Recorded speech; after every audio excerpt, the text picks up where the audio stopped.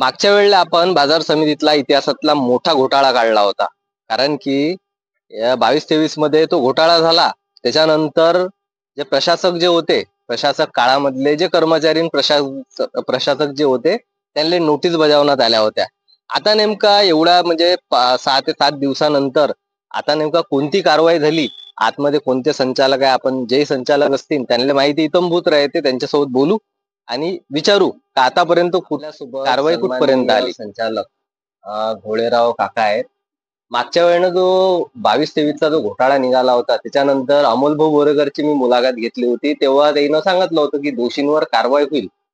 तर काका मला सांगा, आता या गोष्टीला झाले जवळपास 8 ते 10 दिवस. आतापर्यंत कुठपर्यंत प्रोसेस आली याची?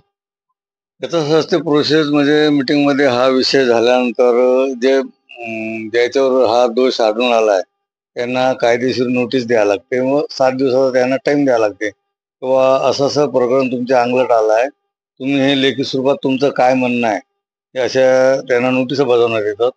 तशी क्रिया पूर्ण झालेली आहे. सभापतीनं त्यांना नोटीस बजावल्या आहेत. आता ते काय उत्तर देतात त्याच्यावर त्याच्यानंतर ते निश्चित होईल काय होईल ते.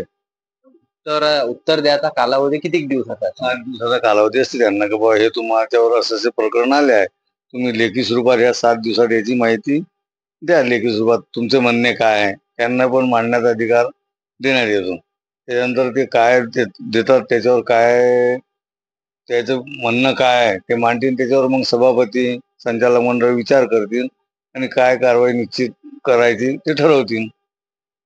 तसं आता मागच्या गुरुवारी मी बऱ्याचशा शेतकऱ्यांशी बोललो. तर त्यांचं म्हणणं असं होतं की घोटाळा जर झाला तर तर आपण लवकरच त्याचा गुन्हा नोंदवतो. पण बाजार समितीतला आता एवढा म्हणजे ढिला कारभार काऊन चालू आहे? असं त्यांचं म्हणणं होतं. नाही, बाजार समितीचा ढिला कारभार नाही, कारण समोरच्यालाही त्यांना वेळ द्यावा लागतो ना. असा नियमच आहे की बुवा त्या जे आढळले अकेशन अहवालमध्ये जो अहवाल आला आहे तिकडून ऑडिटर साहेबाचा, तो त्यांना पण मांडण्याचा अधिकार आहे ना की बा याच्यात काय झालं, ते कागदपत्र जुळू शकतात काय किंवा याचे याच्यात आम्ही असे इकडे पैसे खर्च केले आहे तिकडे, त्यांना तो अधिकार आहे, ते सांगतील ना पैशाचं काय केलं काय नाही. म्हणजे आपला बाजार समितीचा कायदा सांगते की त्यांना 7 दिवसाची आपण अवधी देऊ शकतो. म्हणजे त्याचं ते म्हणणं मांडतील आणि मग सभापती संचालक मंडळ हा विचार करतील काय यानं काय दिले आहे किंवा त्याच्यावर चौकशी समिती बसवता येते.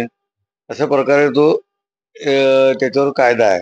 एकाएकी त्यांच्यावर असा दाखल नाही करतायत, म्हणजे पहिले नियमानच करायला लागणार आहे. त्याची समिती नेमतील किंवा अजून काही करतील. परंतु आपण जवळपास जेवढे संचालक आणि सभापती उपसभापती आहे यांची मीटिंग झाल्यावर हे ठरवण्यात आलं का पूर्ण? हा विषय पहिले मीटिंग मध्ये असतो, जनरल मीटिंग मध्ये आला की बाबा असा दोष अंकेशन अहवालमध्ये प्रशासक काळात आढळून आला आहे. तर मग याच्यावर तुम्हाला काय म्हणणं? त्याचं म्हणणं असते की बाहेर पहिले यांना 7 दिवसाच्या अवधी जो मी सांगितला आहे पूर्वीच, त्यांना तशा नोटिसा बजावल्या आहेत किंवा तुमचे म्हणणे मांडा काय आहे याच्यावर, तुम्ही काय म्हणता. जसा 2022च्या आधीचा काळ प्रशासकचा होता. तर त्यावेळी सभापतीचा जो रोल राहते त्यामध्ये सभापती हा प्रशासकच्या अंडरमध्ये राहते की त्याच्यावरचा म्हणजे हे राहते जसं सभापती? प्रशासक काळात कोणीच नसते, फक्त प्रशासक आणि सचिव हेच मालक असतात. म्हणजे संचालक मंडळाचा कोणत्याही प्रकारचा किंवा अध्यक्षाचा कोणाचाही काही त्याच्यात रोल राहत नाही. सर्वश्री मालक प्रशासकच असते. बऱ्याच ठिकाणी असं चालू होतं की बा सभापती तेव्हा राजेंद्रजी गोरले होते, तर त्यांचं लक्ष नव्हतं काय बा त्याच्यावर, असं म्हणणं होतं बऱ्याच. नाही, राजेंद्र भाऊचा याच्यात काहीच रोल नाही. ते प्रशासक काळ संपल्यानंतर अध्यक्ष, जसं प्रशासक असते, प्रशासक संपल्यानंतर निवडणुका होतात, निवडणुका झाल्यावर नंतर ते अध्यक्ष होतात. ते अध्यक्ष झाले त्याच्या काळात, हा जो आहे तो प्रशासकाच्या काळातलाच आहे तो. त्याच्यामुळे राजेंद्र भाऊ याच्यात काही दोष नाही किंवा ते दोषी नाही किंवा कोणताच अध्यक्ष याच्यात दोषी नाही. मग आता जे केदार साहेब जे जेव्हा प्रशासक होते त्यांच्यावर पण सारखीच कारवाई चालू आहे, जशी आपल्या इथं जे मागे जे 2-4 नावं सांगितले होते, तर केदार साहेब हे तेव्हा जे प्रशासक होते त्यांच्यावर कारवाई कुठली चालू आहे? केदार साहेबाला पण नोटीस दिली आहे ना. जे जे जे जे लोक होते त्याचे नाव आहेत सगळ्यांना नोटीस दिल्या आहेत मार्केट कमिटीनं, अध्यक्षांनी सर्वांना दिले. ते आपला अहवाल 7 दिवसात देतील. त्याच्यावर मग काय ठरवायचं आहे काय होईल किंवा समिती बसवायचं आहे, त्याच्यावर एक समिती नेमणूक 3 सदस्य समिती नेमणूक करून काय अहवाल येईल किंवा असं कोर्टात जातात काय, हे सगळं या भानगडी होऊन त्याच्यानंतर तो त्याचा प्रत्यारोपण दोषारोपण होऊन जाईल काय व्हायचं. आपण नोटीस देऊन 4 दिवस झाले आता समजा. आता अजून त्यांच्यापाशी 3-4 दिवस तशी अवधी आहे त्यांच्यापाशी.